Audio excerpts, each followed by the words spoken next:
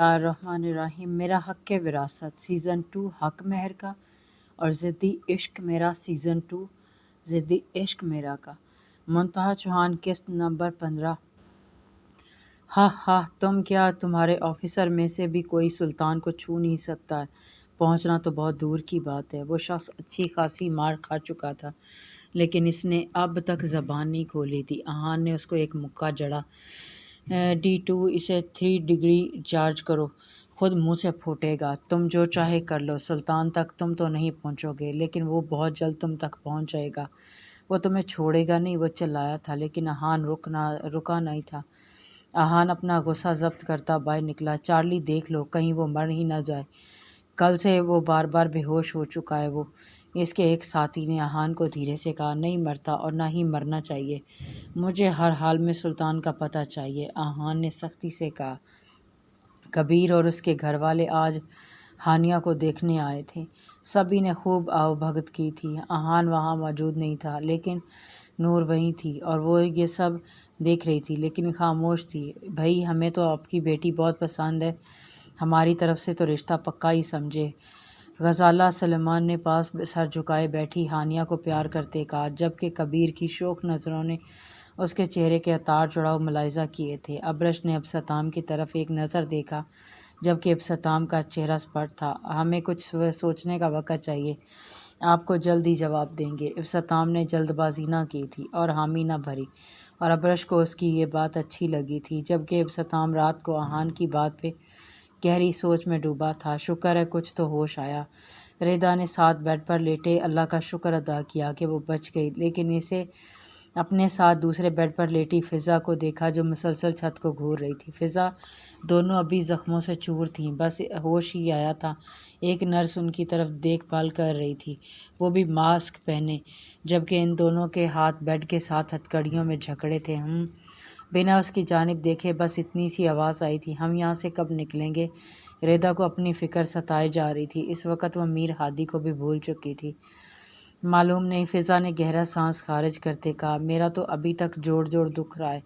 रेदा ने इसकी जानिब करवट बदली थी। ये लोग बहुत ज़ालिम हैं, ना हमें छोड़ रहे हैं ना कोई सवाल जवाब कर रहे हैं, बस कैद किया हुआ है। अनजाने कब तक यूं ही कैद किए रखेंगे। रेदा ने फिर से करवट बदली। इसका दर्द से बेहाल बुरा हाल था। खाना अब बस इतना मिलता था कि वो ज़िंदा रह सकें। अनजाने वो इनसे क्या चाहते थे, जबकि फ़िज़ा वहाँ से भागने की प्लानिंग कर चुकी थी। बस इसे मौके की तलाश थी और वो वहाँ से निकल के वो किसी तरह भी इनमें से किसी के हाथ नहीं लगती। बात सुने, आनिया रात की बनिस्बत अब काफ़ी बेहतर महसूस कर रही थी। मीर हादी को तैयार होता देखकर उसके पास आन खड़ी हुई थी। मीर हादी ने आईने में ही इसे निहारा था। वो, आप मुझे हॉस्पिटल छोड़ देंगे? नज़रें झुकाए कहा, आपका जाना ज़रूरी है क्या?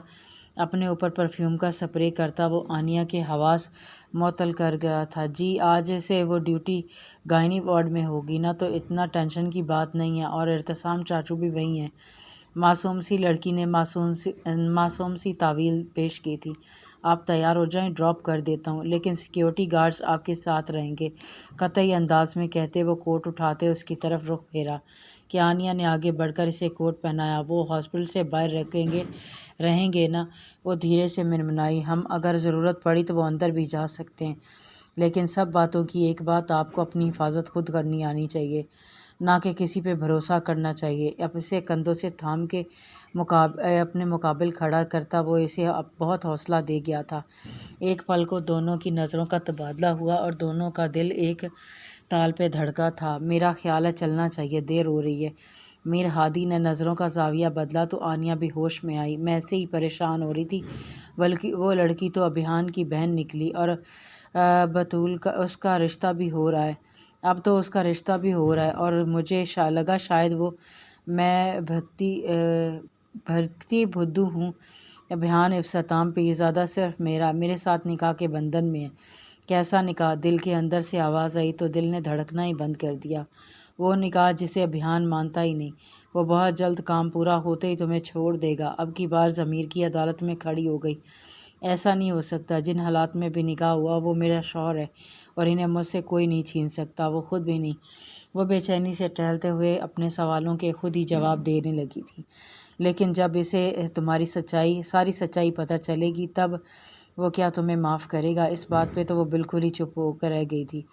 شاید نہیں، لیکن تب تک میں اسے خود سے محبت کرنے پر مجبور کر دوں گی کہ وہ میرے بنا رہ ہی نہ سکے۔ ابھی وہ سوچوں کا تانا بانا بن رہی تھی کہ احان روم میں داخل ہوا تو وہ نور بھاگتے ہوئے اس کے سینے سے جا لگی اور رو دی۔ احان کو اس کی یہ حرکت سمجھ نہیں آئی، اسے اچانک سے ہوا، لیکن اس کا یوں گلے لگنا اسے ایک آنکھ نہیں بھایا تھا اور اسے بازو سے پکڑ کے پیچھے کی طرف جھٹکا۔ کیا بدتمیزی ہے یہ، وہ غصہ ضبط کرتے ہوئے بولا تھا۔ بیوی ہوں آپ کی، حق ہے آپ پہ میرا، آپ کیوں خود سے دور کرتے ہو مجھے؟ وہ روتے روتے بولی تھی۔ کیا مطلب اس بات کا، کیا کہے جا رہی ہے؟ ہوش میں تو ہیں؟ احان کا دماغ بھگ سے اڑا تھا اس بات پہ۔ وہ دھیرے دھیرے چلتا اس کے پاس آیا۔ بیوی ہو تو بیوی والے حقوق بھی چاہیے مجھے، اور وہ بھی آج ہی اپنی بات پہ زور دیتی کہتی وہ احان کو شدید تیش دلا گئی تھی۔ بکواس بند کرو اپنی، اگر میں لحاظ کر رہا ہوں تو اس کا یہ مطلب ہرگز نہیں ہے میں نے آپ کو بیوی مان لیا۔ اپنی لمٹس میں رہیں آپ، ورنہ مجھے سخت قدم اٹھانا بھی آتا ہے۔ مجھ سے دوری کی وجہ وہ لڑکی نہیں جو کل نور کے اندر جیلس پن بولا تھا۔ ہانیہ کے ذکر پر احان کی رگوں دماغ کی رگیں تن گئی تھیں اور ہانیہ جو دروازے تک پہنچی تھی احان کی بات کی منتظر تھی کہ وہ کیا جواب دیتا ہے۔ ہاسپٹل کا ٹف ٹائم گزار کے وہ ڈرائیور اور گارڈز کے ساتھ گھر آ گئی تھی۔ روم میں انٹر ہوتے ہی اس کا دل عجیب سا ہوا، لیکن کیا بات اسے پریشان کری تھی وہ سمجھ نہ سکی۔ شاور لیتی وہ باہر کشش کے پاس جا بیٹھی۔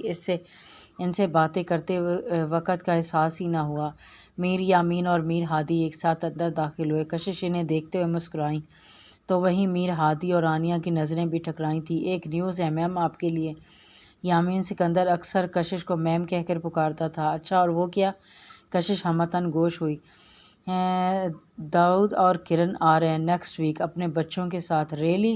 ہاؤ کیوٹ، کتنے عرصے بعد سب کو دیکھنے کا موقع ملے گا۔ وہ تو باہر جا کے ہمیں بھول ہی گئے، کشش نے اداس ہوتے کہا، لیکن شاید اب وہ ہمیشہ کے لیے آ رہے ہیں۔ یامین سوچتے ہوئے بولا، یہ تو اور بھی اچھی بات ہے۔ کشش اور زیادہ خوش ہوئی تھی۔ ملازم یامین کے لیے چائے لے آیا، جبکہ میر ہادی آتے ہی کھانا کھاتا تھا۔ اس نے چائے نہیں لی۔ ممو کھانا لگا دو، میں آ رہی ہوں۔ اور ہاں دادا جی پرہیزی کھانا کھا چکے ہیں، انہیں دودھ کا گلاس لازمی دیجیے گا۔ ملازم کو ہدایت دیتی وہ اب میر ہادی کی طرف مڑی تھی۔ بیٹا آپ فریش ہو جائیں پھر کھانا کھاتے ہیں۔ کشش کے کہنے پر میر ہادی سارے ثابت میں ہلاتا اٹھا اور آپ ذرا روم میں آئیں، دھیرے سے آنیہ کے کان میں کہتا وہ اٹھتا روم کی جانب بڑھ گیا تھا۔ آنیہ کو دل ہی دھڑکا اٹھا تھا۔ میر ہادی کے پیچھے آتے وہ سوچوں میں گم تھی کہ آخر کیوں بلایا اسے ایسے۔ جی روم میں آتے ہی وہ بہت سادہ انداز میں دریافت کیا، آپ کا موبائل کہاں ہے؟ ماتھے پہ بل ڈالے پوچھا، مجھے نہیں پتہ، کل آپ کو دیا تھا، اس کے بعد سے دیکھا نہیں۔ آنیہ سوچتے ہوئے بولی۔ میر ہادی نے آگے بڑھ کے دراز سے موبائل نکال کر اس کے سامنے کیا۔ ایک بار آپ دیکھ لیتی تو یہ نوبت نہ آتی۔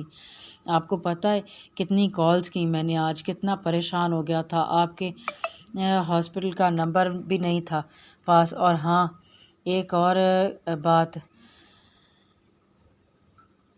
کا نمبر بھی نہیں تھا پاس کہ وہاں سے آپ کی خیریت پوچھ لیتا۔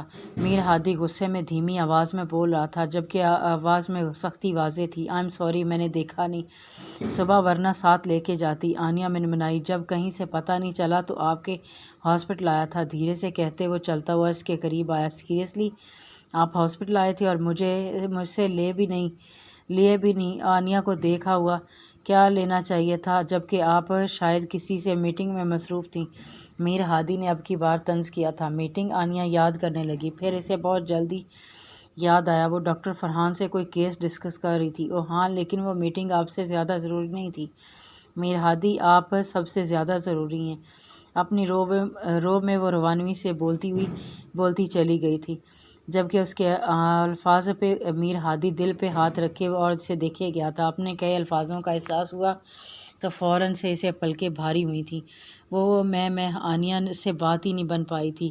آپ بھی اتنا ہی ضروری ہیں میرے لیے جتنا یہ سانسیں۔ کہتے ہوئے میر ہادی نے آنیہ کی کمر میں ہاتھ ڈالے سے خود سے قریب کیا کہ آنیہ لرز سی گئی تھی۔